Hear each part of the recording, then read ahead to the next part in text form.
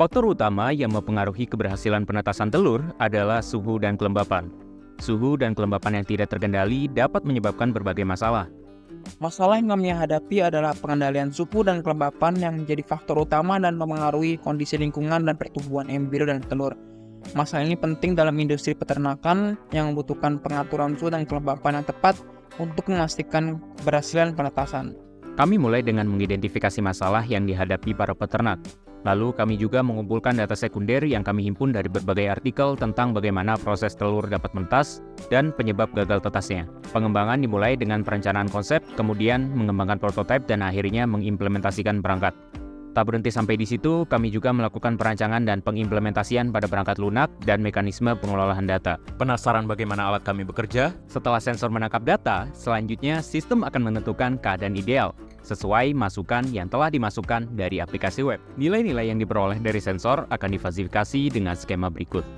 Bukan hanya untuk mengklasifikasi, tapi juga mengembalikan nilai derajat keanggotaan yang akan digunakan untuk peredupan dan penerangan perangkat aksi berupa lampu. Fungsi keanggotaan trapezoidal digunakan, selain karena nilai rentang yang terdiri dari dua nilai, yaitu ideal minimal dan ideal maksimal.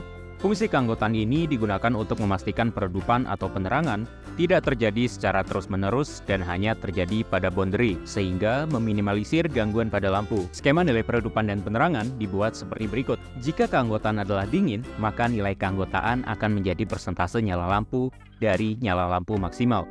Jika keanggotaan adalah panas, maka nilai keanggotaan harus mengurangi nilai 1 terlebih dahulu sebelum digunakan untuk persentase nyala lampu.